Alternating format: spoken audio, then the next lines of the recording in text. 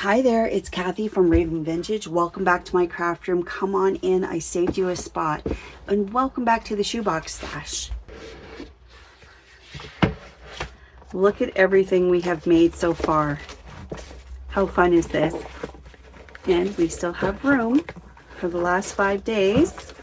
Yesterday we made dangles. Let's take a look. These are so much fun to make. It is a great way to use up our scraps. It's very, I think what makes it so much fun is that just tearing the paper, we're not measuring anything, we're not overthinking anything, we're just using a bunch of our scrap paper. Thing I should have mentioned yesterday that I didn't was if you don't have ball pins, you can use just a string or cord as well. You can just run some sort of ribbon through your dangles as well. I didn't mention that yesterday. I thought of it last night. I didn't make any extras last night. These are just the ones we made together. We were able to do quite a few. So I thought I would take a night off of crafting and just watch TV like a normal person. And today we're working on envelopes. Today I have my box of scraps beside me. I'll be using a corner rounder, a ruler, some glue, possibly this. I don't know that I'll ink anything today, but envelopes are so simple to make.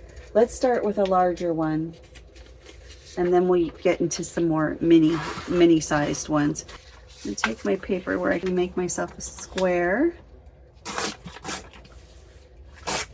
So we like to start with a square. Now, if some of you are so talented that you can just do this and meet it right in the middle and do well, this is where I am challenged with same thing as cutting a straight line. I can't do it to find the center, so my envelopes often end up lopsided. So what I like to do is just meet my points, pull that out to a pinch in the center, and then meet the other 2 points. Same thing. Pull that out to a little pinch in the center, just a small little pinch. And then what you end up with is this X in the middle. And now I know where to, the exact point where I can bring my sides in to meet at the middle. And then I might hold that down and just do a crease like that. That's just a Kathy thing. That's how I do mine. And then I like to use my ruler. Again, I just can't seem to do things. I am jealous of people that can do that stuff by eye, but I like to bring this point up there. Make sure my sides are lined up nicely. And then I bring my ruler here with these 2 points.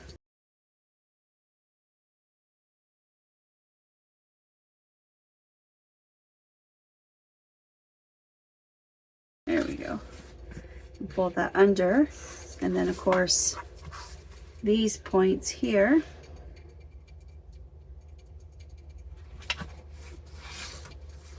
myself a crease, and voila. And then I like to glue here, and then here and here and here and here, not there.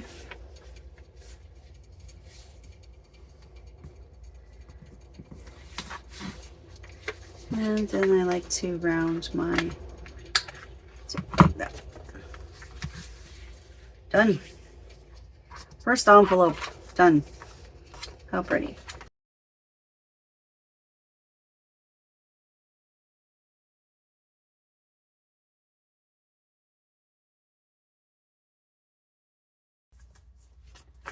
That's envelope number 2. Of course, another way you can make an envelope or make it look like a faux envelope. Here I've started with an 8.5 by 11. I've made a fold. So you actually have a tuck spot in here. And then you fold it like that and turn the flap down so it looks like an envelope. But you wouldn't glue it shut because what it is, in fact, is a hidden writing spot with a tuck. So let's just do this part. Just take a little bit off the side because it's not going to quite fit in the box. It's going to come back in and glue that flap.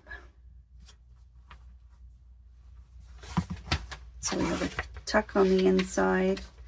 Okay, so another cute little envelope. Cute.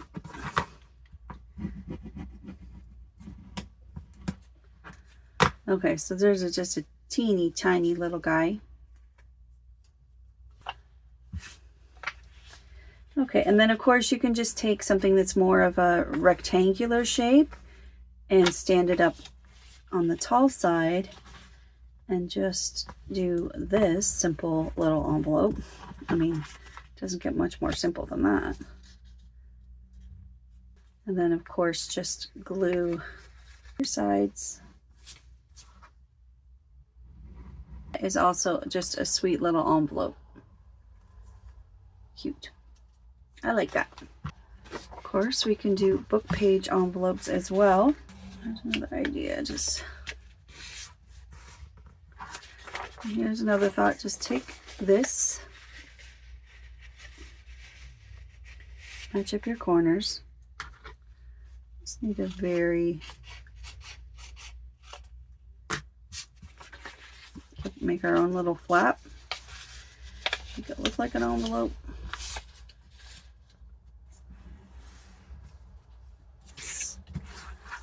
And again, just glue down your sides.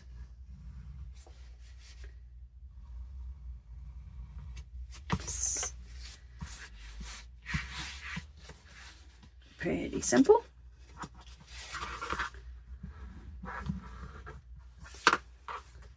Great little envelope there. And again, darker side is yellow, so it doesn't matter.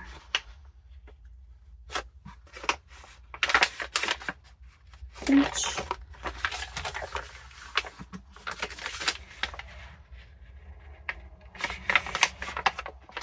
Pinch. So this shoebox series actually has been probably, well, I've told you guys already, I'm pleasantly surprised at how many people are enjoying this. But there's also another surprising factor for myself is the more each day we do this, the more I realize, and it was Carrie from Created Me Creative that brought this up, I'm not much of a make ahead type of person. And this series is convincing me that I need to change my ways. I really think that I need to incorporate this into my crafting style or technique, whatever you want to call it. This is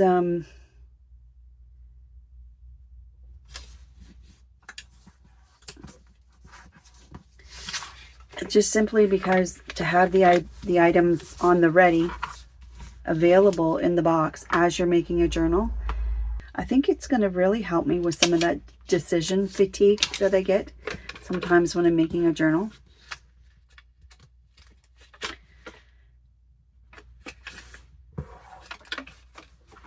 And a little shy there. Pull it a bit more. Should have checked that before I did a super big crease.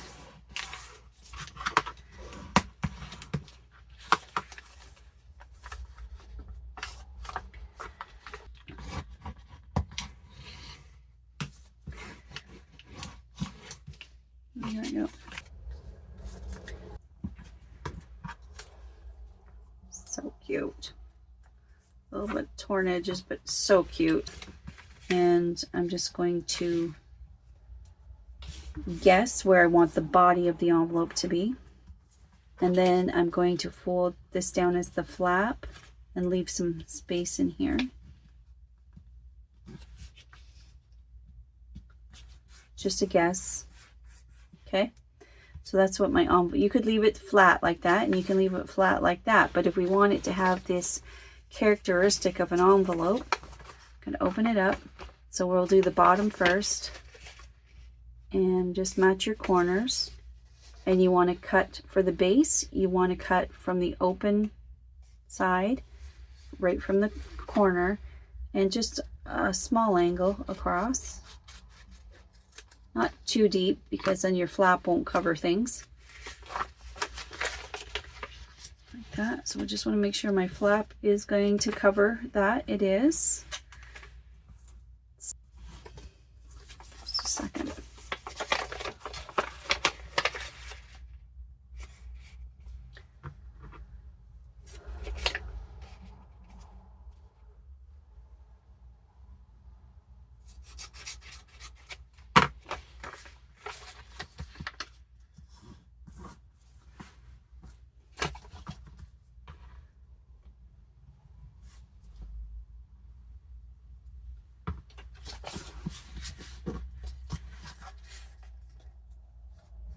To be my bottom. So I'm going to figure out how big I want the base of my envelope first. And start with that. Okay, I'm just doing this by eye. Then I'm going to gentle fold, meet my corners, and from the open side here, I'm going to make a cut. Not too deep or not too much of an angle. So we have our scoop. Now let's fold this down to make sure our fold is tall enough to cover the opening. Do you know what I mean? Now we'll come this way. Then we can do the top. So again, meet your corners. I'm going to turn it over so that now the corner, the open side's over here, and I'm going to cut from the center over to the open side. Cover everything, and then just glue here and here. Very simple. Cute little envelope. There's a beautiful little pile of envelopes. I'm most definitely going to be making more of these to add to my shoebox stash. And I want to say hello and thanks for watching to Carrie from Created Me Creative. And hi Lisa Benacasa and Deirdre58, the Cranky Crafter, Susan Lindahl, Tracy Tanaziak, Mary from I Love to Journal, Sharon K, Sandy Meechan, Laura Mann, Shauna S, Island Girl, Lisa Hobson, Sherry Vanderpool, Linda A, and Montserrat. Thank you so much, everybody. Thanks for your comments and your feedback has been great. So I'm going to put these little guys in an envelope so they don't slip underneath and get in the wrong section of our shoebox.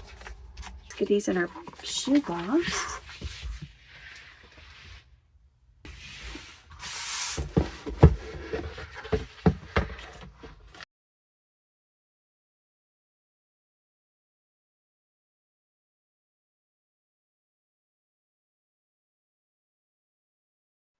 Now before I go, I want to quickly explain something. Not that anyone has asked, but I'm sure this question might be on someone's mind. You may have noticed that during a series, I say hello to everyone at some time during the video. I do that because I truly think of these videos as an ongoing conversation we're having together throughout the series. If you've ever commented and didn't hear your name mentioned, please know it was never intentional. Right before I film each day's video, I go back and gather the comments that have come in up to that point. Sometimes comments arrive after I've already begin filming the next video, and that's the only reason a name may not be mentioned. I never want anyone to feel left out or overlooked. I just truly appreciate every single comment, and even if I don't say your name on camera, I will always read and respond to your questions and thoughts. Thank you so much for watching and for being here and for being part of this series with me. It really does mean a lot. We'll see you tomorrow. Take care. Bye.